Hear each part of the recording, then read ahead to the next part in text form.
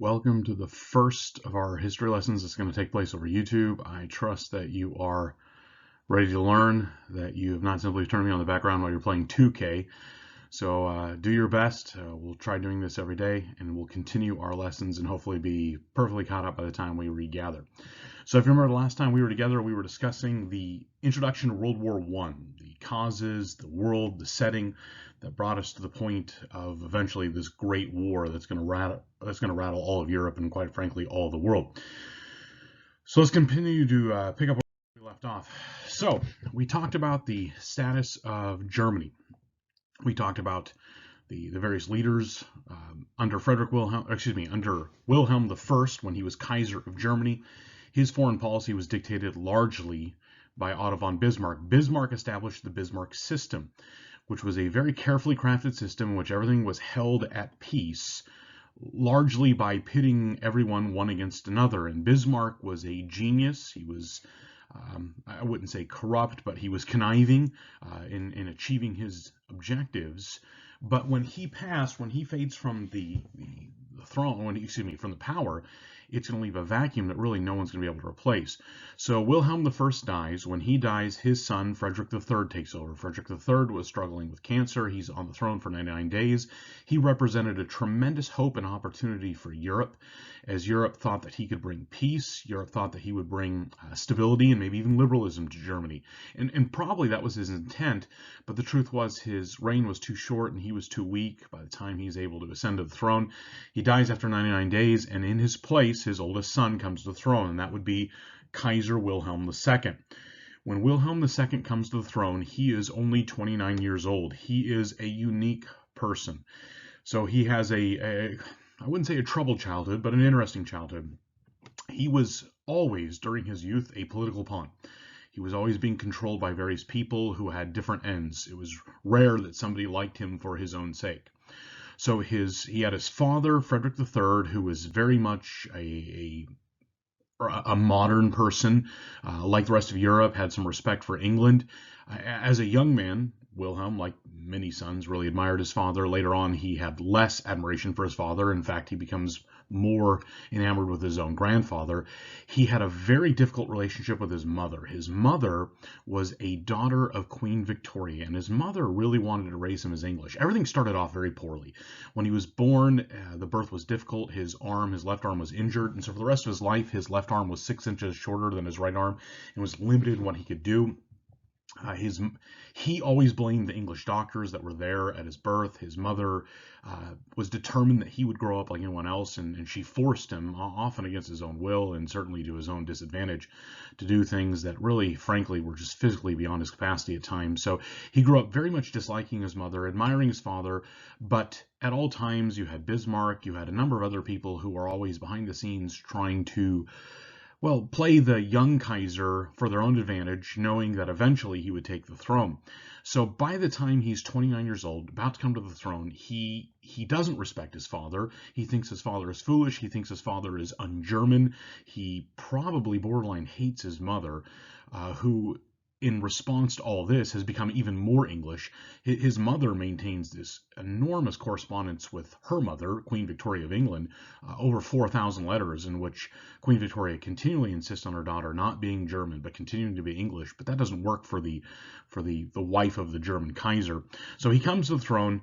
He is a complicated fellow. He views himself as absolutely German, and he really views his grandfather as kind of the hero, because his grandfather, Wilhelm I, is very much German, lives very Prussian, is kind of his example for all his people. So he wants to rule as an autocrat. He wants to rule in the old manner, where he and he alone is in charge, where all people and all Germany bends to his will. He had enormous self-confidence. He is deeply arrogant. He was an intelligent man, clever man, but he did not have any sense of his own limitations. He was grandson of Queen Victoria of England. That puts a weird family dynamic in place. He is always jealous of attention and I think he wants to impress England and wants to be considered a peer and an equal. His uncle, during his early years of the throne, his uncle Edward VII ruled England. He called him Uncle Bertie. There was deep animosity there. They both disliked each other. Wilhelm was always trying to impress his uncle, but also treated him flippantly. The uncle could not stand Wilhelm because Wilhelm was rude and ruined things. It was just a very complicated relationship, and it wasn't going to get any better. So Wilhelm II, he is now in charge of the German Empire. He is Kaiser, and this is going to be a complex time. And in light of the fact that Bismarck has crafted this very complicated system, in light of the fact you have the balance of powers and you have these great powers who are in open alliances and sometimes secret alliances, it really takes a wise man, a careful man, a thoughtful man, a rational man to really steer the ship of state during this time. Wilhelm II is none of those. He is impetuous, and he's going to make a number of decisions that help further the coming war. That he's a major cause, not the only cause, but a major cause of what is to come. Kaiser Wilhelm II was determined to make Germany, he called it, have its place in the sun. He felt that the German Empire was just beginning, that it was young, that Britain, it was time for it to fade, and that Germany should take control not only of Europe, but really of the world. But his views, his vision would shatter the balance of power. So when he comes to the throne, Bismarck is actively opposed to what he's trying to do. Bismarck realizes that what the Kaiser is trying to pull off here is going to plunge not only Europe into war, but it's going to undo all the careful work that he's done in Germany. Because remember, what's Bismarck's concern? Germany itself. Bismarck had even fought against the possession of colonies because Bismarck's concern was Germany, the homeland. Now, Kaiser Wilhelm II, he also values Germany, the homeland, but he thinks it's for the greater glory. He thinks it's for his own glory if Germany has world influence, this world politic, as he calls it, as he's trying to make the case. So Bismarck actively conspired against him, tried to work behind his back, tried to limit his authority, his actual involvement in day-to-day measures, but you can only do that for so long. Bismarck could see the coming disaster. In fact, in 1897, Bismarck just openly announced that within 20 years he expected the crash would come. And there was a political cartoon that was made in the United States, spread around the world, of dropping the pilot. And the idea is that the Kaiser, as he is heading the ship of state, watches as they dismiss the pilot being the man who knows how to steer the ship within the dangerous parts of the harbor and the shoals and all the reefs. And the Kaiser is so self-confident that he thinks he can do this by himself. He doesn't need the expert. And so Bismarck is really kind of unceremoniously relegated and dismissed, and now Kaiser Wilhelm II is on his own. Bismarck then dies in 1890. Everyone is going to have to fend for themselves. The Bismarck system was effective, but it wasn't necessarily wise as a long-term strategy because it was entirely dependent upon Bismarck. Now keep in mind, Bismarck had kept Europe and Germany largely out of war since 1871. That was the Franco-Prussian War. That was necessary in Bismarck's mind because it united Germany. But now he's gone. So the question is, who's going to keep the world at peace? The answer is, well, no one. The system that he had made of open alliances, secret alliances, pitting one enemy against the other, creating allies, abandoning allies, just couldn't be done by anyone other than Bismarck. And it was even well known. We're going to see as there's quickly a reshuffling of the allies because Bismarck is gone, and people realize that. So everyone now viewed each other as enemies. This helped create this tangled web of alliances that we keep talking about. Probably chief among them is France. France is still deep in what would you call a desire for revenge for what happens under the Franco-Prussian War of 1871. It's called revanchement. And there's an entire generation of Frenchmen who are anxious to get their vengeance on the Germans for the humiliation that they had suffered at this point 20, 30 years ago. Germany was recognized at this point as a leading land power in Europe. In fact, their army was probably the best in Europe, though the French thought that their army was the best. As far as individual soldiers, it's probably a toss-up, but I think it's pretty obvious by the time World War I starts that the high command of Germany is more creative, better prepared, and has a better grasp of the tactical situation than the French high command. The main opponent on land was France. Now, had it just been a land battle, had it just been a competition between two competing armies, war may have been averted, but the problem is that there's the English side of Kaiser Wilhelm II. And what is Britain most proud of? Well, its Navy. The Royal Navy was the supreme navy in the world. And the Royal Navy had essentially a policy that their navy would be more powerful than the next two navies combined. Well, Kaiser Wilhelm II was determined that Germany would be a sea power as well, which was necessary if Germany was going to have this world empire. It was going to need to have a massive, powerful navy, which is something Germany had never really invested in. It hadn't needed. It had limited ocean access. It had limited long overseas trade. So what was the point? And navies are tremendously expensive, especially in this coming age. But regardless, Kaiser Wilhelm II, he finds those who will help get it accomplished. And so he pushes forward for this massive navy for Germany. This was a direct challenge to England. And England was going to respond.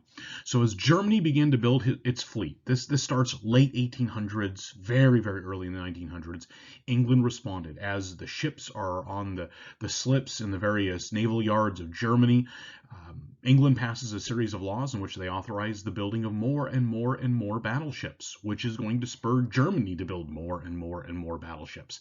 However, everything changes in 1906. In 1906, England launched a particular battleship, a battleship unlike anything the world had ever seen, a battleship that really gives rise to the kind of ships that would dominate the seas for the next 30 to 40 years. It was called the Dreadnought. The Dreadnought was so powerful by itself as a ship that it could probably have taken on 2 to 3 of any of German's ships, and quite honestly could have outrun the rest of them. The Dreadnought was just a major step up in naval technology. It was unlike anything the world had seen. Suddenly, all the ships that had been built in the years prior, even the ones that were literally weeks old, were obsolete. The Dreadnought was unique. The Dreadnought combined a number of important innovations. First of all, the Dreadnought has what was called an all big gun design. So you can see right here, this is familiar to us, these kinds of guns. It looks like what we would consider of a battleship. Battleships before the Dreadnought actually had a series of guns, some big, some small, some with long distance, some with short distance, some able to make massive holes, some smaller holes. Basically, it was whatever it could build, what it could bear. But the realization was the big guns were the one that did the damage. So rather than wasting space and weight with all the ammunition and necessary accoutrements to have all these smaller guns, just make it big guns. So the Dreadnought had this big gun design. It was also the fastest, by far and away the fastest ship in the world. It had the heaviest armor. It was just, it could punch the hardest, it could withstand the most, it could go the fastest. It was better in every way than everyone else. And so very quickly everyone realized it was time to change everything, that the Dreadnought had rewritten the rules to the game. So this is going to lead to new spending, because one thing about the Dreadnought, going back to this, is it required a massive amount of capital. And by this I mean spending. It was just so much raw material, so much spending. Ships were getting more expensive, so now money being spent on the military could be spent on social welfare. In both Germany and in France, England, this had major consequences. It was frustrating parties who were looking to do new things. All over the world now, new, more deadly ships were being built, because now that Dreadnought is launched, everyone has to match. So basically everyone's navy goes into this process of remaking themselves. England had essentially pledged itself for every one Dreadnought. And Dreadnought, not only was it the title of the ship, it was now the name of all ships of its kind. So for many years, what we now call battleships were just called Dreadnoughts. England was going to build 2 Dreadnoughts to every 1 German. So Germany produces the SMS Rhineland, which was their first attempt at a Dreadnought-like ship. It still had some of the old aspects of the former ships. You can see down here you have all these secondary guns, which when it came to an actual battleship fight, these were useless. They could not shoot far enough, and quite honestly, they could not penetrate the massive armor of these ships that were now coming into use. So, but this was an early Dreadnought from Germany. This is expensive. It's furthering the arms race. In America, the USS Michigan comes online. In fact, America is going to build a whole series of Dreadnoughts, usually just 2 at a time, as they continue to improve and improve and improve. We're going to see later on the United States comes out with the USS Iowa class, which is in many ways, not entirely, but in many ways, the ultimate Dreadnought. That may be the USS Montana, which never gets built, but Japanese, we'll talk about the Yamato and the Musashi, we'll talk about those as well. So we have over in Japan, which is now becoming a much more important power, which because of their commitment to Western, both army and naval procedures, is growing. You have the Kawachi. You have in France the Jean Bart. This is going to become a major player in the Mediterranean fleet. And so you have all sorts of things that are happening everywhere as people are investing in this massive naval arms race. And so this is also increasing the likelihood of war. It's making World War I become more and more, well, inevitable. Now, there's still a chance to pull out. Had cooler heads prevailed, had just a little bit of wisdom been exercised, World War I could have been avoided. But these are all the things that are setting the stage.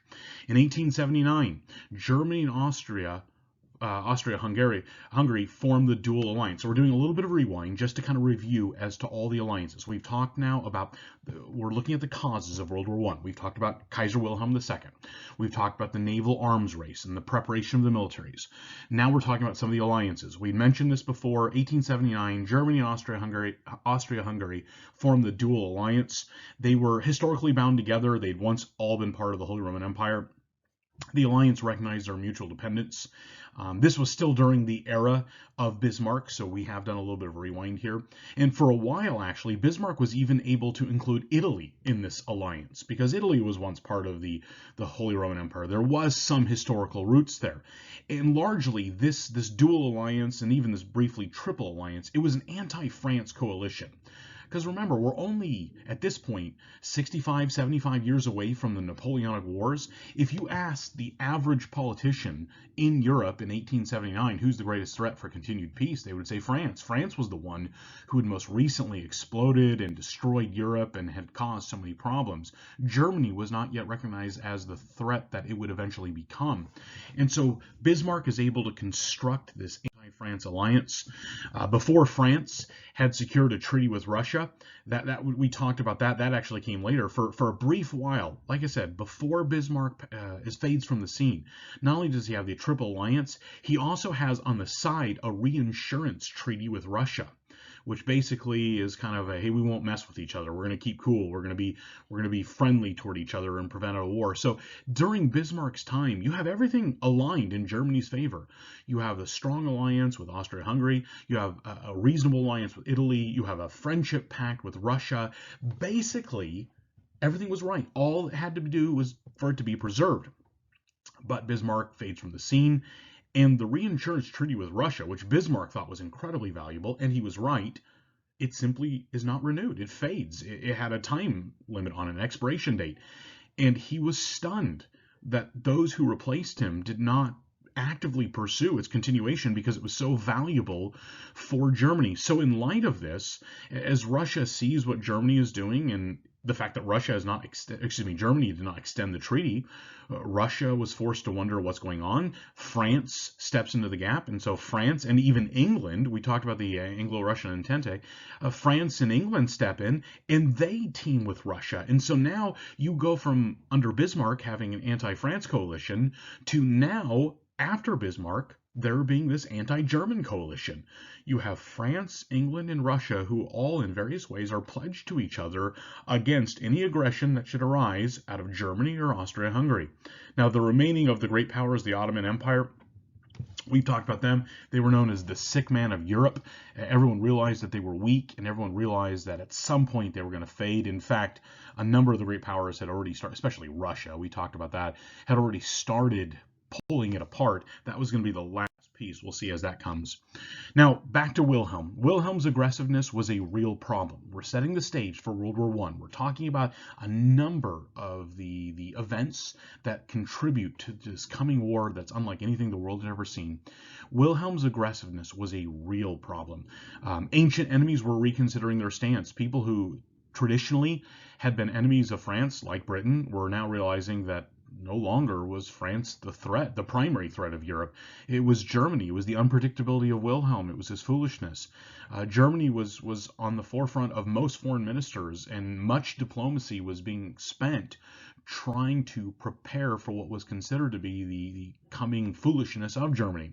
So Britain and France had made peace. We talked about the Entente Cordiale, and I know my French pronunciation is awful. Sorry about that. But they were now bound to each other. That was a major development. I mean, Britain and France we've talked about their fighting the Hundred Years' War all the way back into the 1300s. The Napoleonic Wars. Britain and France have been fighting for as long as cats and dogs have been fighting. But the threat of Germany was so significant that now Britain and France have teamed up. It was shocking to a lot of the world to see these ancient and traditional enemies bind themselves to each other in light of what they thought was going to be a more significant threat. So in the end, Britain, France, and Russia formed the Triple Entente in preparation for the expected German aggression. And Kaiser Wilhelm II continued to make it likely. So we're dealing with causes of World War I. And I am focusing on Germany. I think Germany plays an outsized role here. They bear a lot of the responsibility, but they do not bear all the responsibility. Russia is frequently breaking treaty obligations during this time. They're creating a massive mess. Quite honestly, France and their unwillingness to bend, their unwillingness to sometimes act diplomatically rather than with force, that's creating problems. But Germany certainly plays an outsized role here. He was, as I mentioned earlier, very foolish and very arrogant. So let's talk about some of the things that Kaiser Wilhelm II did that helped bring about World War I, excuse me. So 1900, we talked about this is the era of the Boxer Rebellion in China, and European powers all send troops to China. Supposedly, it was for the protection of their own citizens. Actually, it was a land grab. It was a chance to expand empire, steal land, and profit from it. So he gave what was remembered as the Hun speech, in which he told his German soldiers is they were to be vicious and brutal and show no quarter and be as barbarian as possible. Even the rest of Europe was offended by how brutal it was, how unnecessary it was, and that began a reputation. In 1905, Kaiser Wilhelm II caused the Morocco crisis. So Morocco was in what is in Northwest Africa. If you remember, France had primary responsibility for Northwest Africa. That had been where most of their colonies were. The Kaiser visits, and when he visits, he promises the local sultan that Germany would stand with these people as they fought for their independence, which in France, that was taken as maybe a prelude to war, that Germany was willing to fight France over Morocco. Germany responded with strength and power. They sent troops. They sent naval vessels. It was a major diplomatic incident. Germany was forced to back down. That embarrassed the Kaiser. He wanted more, but it was so pointless. There was nothing to be gained. That was the problem. Is it wasn't just the foolishness of what the Kaiser said. It was the purpose. What was he going to win by this? There was nothing. In 1906, he was involved in the Eulenburg scandal. It turns out a number of his friends and his ministers were caught up in a scandal concerning homosexuality.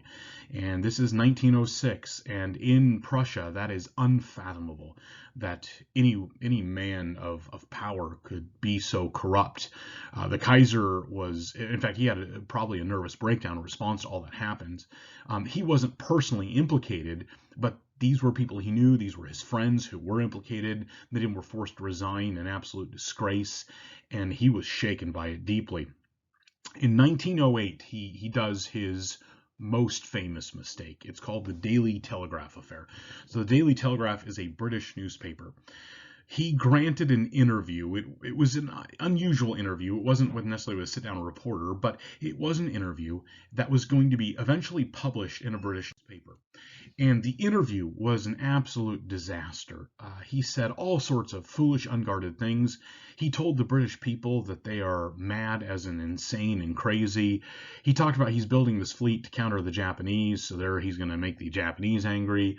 He talked about his dislike of the French, so he makes the French angry. So the interview, literally before they even published it in Britain, they sent it to Germany to say, is this what you want published? Now, why they did that, if it was just journalistic practice, or maybe someone thought, this is insane, this is disastrous, do they really want this going out? For whatever reason, it goes to the German government. Nobody has a problem with it, and so it gets published. And wow, the strife it stirred up was instantaneous. In Britain, everyone believed that the Kaiser was out to start a war because the interview was it was the ramblings of a madman. And there was utter shock that this person was in control of Germany. This massive and important power is being guided by someone this incompetent. And it had been one thing if it had only involved the anger of these other nations. What the Kaiser had done in the earlier corruption, or the earlier scandals, had largely shaken faith in him outside of Germany. But the Daily Telegraph affair was so bad, so stupid, that even in Germany you had people openly wondering, was the Kaiser fit to rule? Is this man insane? This just crushed his ego. You had discussion in Parliament of whether or not they should intervene and get rid of the Kaiser, and excuse me, not Parliament, the Russian Reichstag, or the German Reichstag, and he just couldn't fathom this. This hurt his pride. This cost him his reputation among serious people. That's going to play an important role as well, because by the time the war actually comes, nobody cares or listens to the Kaiser. There's just a general feeling that this is a crazy old man, and we want nothing to do with him, even though he's not really old. But he is crazy. So he was always trying to show off for the rest of Europe, and everyone viewed him as a dangerous fool. And he was instrumental in bringing about what is to come. It was during this time that Kaiser Wilhelm II, uncle, the King of England, Edward VII, actually does die. He passes away, and so his son takes the throne. And this was known as the Nine Sovereigns. So here we have the new King of England right here. This is George V. He is going to play an absolutely important role in the coming war. He's going to lead England through, his people through what is to come. Right behind him, this is Kaiser Wilhelm II. The rest of these men are also heads of state of various countries within Europe. And this was, in some ways, not the last, but one of the last really peaceful gatherings of all of these leaders.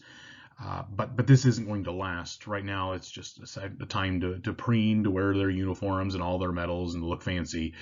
But the world was in a strange place, a dangerous place, and nobody really knew what to do next. During this time, let's turn our attention briefly to the Ottoman Empire. We haven't talked much about them. This is the remains of the old Islamic Empire. It's transitioned a number of times as various groups within the Islamic Empire have gained the ascendancy. And so now the Ottoman Turks are kind of in charge of the empire, which is why it's called the Ottoman Empire. The Ottoman Empire is very divided and very weak. For the last, at this point, almost 70, 80 years, various European powers have taken bits of the Ottoman Empire away from them, and they've been able to do nothing. If you remember the Crimean War, that was largely Russia coming in and taking a bite out of the Ottoman Empire. And once again, the Ottomans were powerless. It was Britain and France who combined to drive the Russians out. And other times this had happened. Russia and Germany to a smaller extent, but primarily Russia, continued to push farther south and take more and more territory. So the Ottomans viewed their own people with suspicion. The Ottoman Empire was made up of a number of people, a number of what would later on become different nations, and a lot of different religions, although they themselves were Muslim. They wanted to eliminate one group called the Armenians. They believed the Armenians were unfaithful to them. They thought they could be traitorous in a real battle. And through official policy, we had this absolute genocide, this destruction of the Armenian people. Many were killed, many fled, and those who fled died of various other things along the way. Some were able to escape, not many, not nearly enough. Almost 2 million Armenians were murdered this time. It's remembered as the Armenian Genocide. It's not the first, but it's one of the first times that this kind of large-scale genocide happens within Europe. To this day, the Turkish government refuses to acknowledge the evil that was done, but it did happen, and it has consequences even now. All this took place during the Balkan crisis of the early 1900s. So now, here's another one of those little things that helped set the world up for World War I. Ottoman Empire, being weak as it was, had a whole bunch of different nations, nationalities, ethnic groups, tribes, various peoples that were all combined within their authority, even though they had no allegiance, no common culture, not even necessarily common language.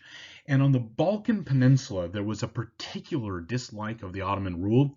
They had already seen, back in the 1820s, Greece rebel, and through the help of Europe, be able to establish itself as an independent nation away from the Ottoman Empire. And the rest of these Balkan nations thought that they could do the same. And so during this time, the Ottoman Empire lost control of a number of small nations. Bosnia, Serbia, various little groups that were within this peninsula. Now, these nations, they were simply looking for self-determination. They were looking for their own independence. They wanted to form their own governments and make their own laws and rule their own lands. But things are about to get complicated. The great powers were using these little tiny nations as pawns in a much larger game of political chess. And so while you have the Ottomans, as they nominally control the Balkan Peninsula, you have the Russians encouraging the Serbians and the other Christians within the group to rebel, promising support.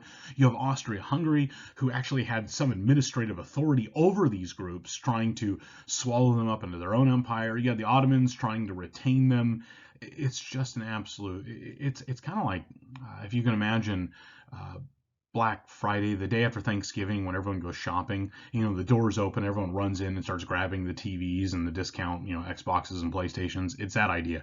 It's all these great powers are there and they've run in. They're all trying to grab parts of the Balkan Peninsula for themselves. And the whole time you have, the 85-year-old woman, the Ottoman Empire, trying desperately to hold on to it while she's getting punched and beaten by a cane. And it's just this mess.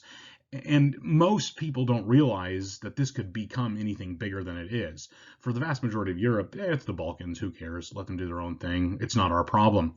And this is why I mentioned Russia's recklessness must be acknowledged. We talk about the causes of World War I, and certainly Germany plays an important role. Certainly Kaiser Wilhelm II and the naval arms race and this massive military buildup and imperialism and the colonies and all these things are important. Russia does some things here as well. By 1912, 1913, Britain is actually in kind of secret negotiations, maybe not negotiations, in its own thoughts. Britain is wondering if it's time to abandon Russia as an ally because Russia does not obey any of the treaty conditions. When Britain, France, and Russia had established the Triple Entente, there were instructions. You will do this, you will not do that. We will do this, we will not do that. And Russia never obeys them. The irony is that Russia is going to be destroyed like no one else in World War I. Russia is just annihilated because this is going to lead to the Soviet Union and so many other things. And it was Russia who helped cause this coming destruction because of their just continual foolishness. Tsar Nicholas II, as I mentioned, he may have been a nice guy personally, but he was completely overwhelmed by the task of ruling Russia. He was incompetent. He was surrounded by incompetence. They had no idea what they were doing, and it's just going to lead to disaster. So the spark that finally ignites World War I, because all that we've talked about up to now is essentially gunpowder. We've put barrel and barrel after gunpowder, and if there's no spark, it won't blow up. But here comes the spark. It all took place in the tiny nation of Bosnia in the Balkans. So Bosnia is being administered by the Austro-Hungarian Empire. Bosnia is desperately trying to get free. So is Serbia. There's all these things happening. So Archduke Francis Ferdinand, let's introduce Archduke Francis Ferdinand. He is the son of the current Austro-Hungarian emperor. He is also the heir apparent, meaning that when his father dies, he is expected to take the throne and he will rule. He's an unremarkable man. He's not known for great wisdom or really anything, but he was there. He was going to fill the throne. And the empire itself, if you had to prioritize all the great powers, aside from the Ottoman Empire, the Austro-Hungarian and the Russian empires were both considered a cut below the nations of Britain and France and Germany. They were considered weaker partners. But he was going to take over this fading empire. It was going to be his to command, his to dictate, his to guide. So he and his wife in 1914 were doing their usual responsibility of touring parts of the empire.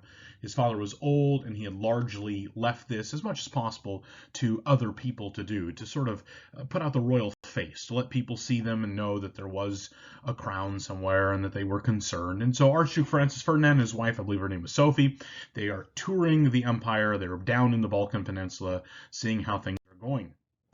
In the morning, an assassin who was part of a group of assassins, but one in particular, had tried to throw a grenade into his car. His car is, old style. It has like a fabric top. The top had actually been lowered down because it was a relatively nice day. It was June of 1914. So the assassin tries throwing a grenade into the car. He fails. It actually explodes underneath the car behind them because he was traveling with kind of a retinue. There was a number of people. So the car behind blows up. A lot of people are injured. Archduke Francis Ferdinand and his wife Sophie, they get away unharmed. They continue with their planned route. Ferdinand, as you can imagine, was pretty angry. By the time he gets to where he was going, he starts yelling at the mayor, "Is this the way you greet me, throwing bombs at me?" The mayor, I think at that moment, was rather dumbfounded. He had no idea what had happened. But regardless, Francis Ferdinand regains his composure. They spend the next several hours doing all the official functions that they were called on doing. Everything seemed to be fine. So he gets back into his car. They decide to make a change in their plans. Francis Ferdinand and his wife Sophie, they decide, we're going to go to the hospital and we are going to visit all the people who were harmed in the bomb that was thrown earlier in the day. The driver was not fully informed of these changes, and so he starts by going the wrong way. He tries backing up. Long story short, he gets stuck in traffic. Remember, at this point, traffic is largely carts being pulled by oxen and horses, and so just because you had a car doesn't mean there was anywhere you could drive it quickly. You had to fight through the traffic of the big cities. So here is the Archduke, his wife. They are stuck in traffic. They are in a car that does not have a protected top. They have some security around them, but there are known assassins in the city trying to kill them. The morning had been a failed attempt, and it would seem that this is a pretty dangerous place to be, but nobody really seemed to grasp the significance of it, except another one of the assassins. It turned out another one of another member of this group of people who were determined to kill the Archduke just happened to be in the area. He sees that the Archduke is now stopped in traffic. He runs up with a pistol, steps on the sideboard at point blank range, shoots the Archduke and shoots his wife. They are rushed to the hospital. They die almost immediately. And so here, June 28th, 1914, we can really point to the beginning of World War I. This is the aftermath of the assassination. This gentleman right here, this is the one who started it. He was the one who had shot the Archduke and his wife, and these are the authorities taking him in. As you can imagine, he's not going to survive all that happens, but this is a major event. It didn't have to be a major event. It could have been handled differently, but in light of all the things that have happened and all the provocations and all the things that have set us up for this moment, what should have been certainly an important political event, the death of the heir apparent of the Austro-Hungarian Empire, was a major political event, but it didn't have to plunge all of Europe into war. It's just in combination with all the rest of the things, this is where we're headed. And keep in mind also during this, we have a lot of foolishness on both sides. The military leaders of all nations knew that if there was going to be war, it was going to be long, drawn out, and bloody. But the politicians did not appreciate that. Many of the politicians, as talk of war was beginning to surface, were talking about a pleasant, short little war. It was June, and many thought this could be all done by Christmas. That was not to be the case. And because of the irresponsibility of many of the politicians, because of all the things that we've seen set it up, Europe is just about to go to war, and we have this massive event that takes place June 28th, 1914, which, by the way, is an important date. We don't do many dates in class, but June 28th, 1914 is an important date because that's the beginning of World War I, which, keep in mind, was not called World War I when it was first fought. They didn't know there was going to be a sequel. It was usually called the Great War or the War to End Wars, the War to End All Wars, something along those lines. That was the general thought. But all this starts because of an assassination in the Balkan Peninsula. So, I trust that you've paid attention, that you followed along, and it makes sense. If you have any questions, please feel free to email me, and then we will continue. You'll notice there'll be more YouTube videos posted throughout the week. Make sure you're checking GradeLink continually. I'll post whatever instructions you need to know there, as well as links to the upcoming videos as I make them. It'll take a little while. So I trust that by the time we regather after all this is done, we will all be on the same page and we can pick up immediately. You'll be quizzed and tested, and we'll go on just like it had been normal. So good luck. Have a nice day.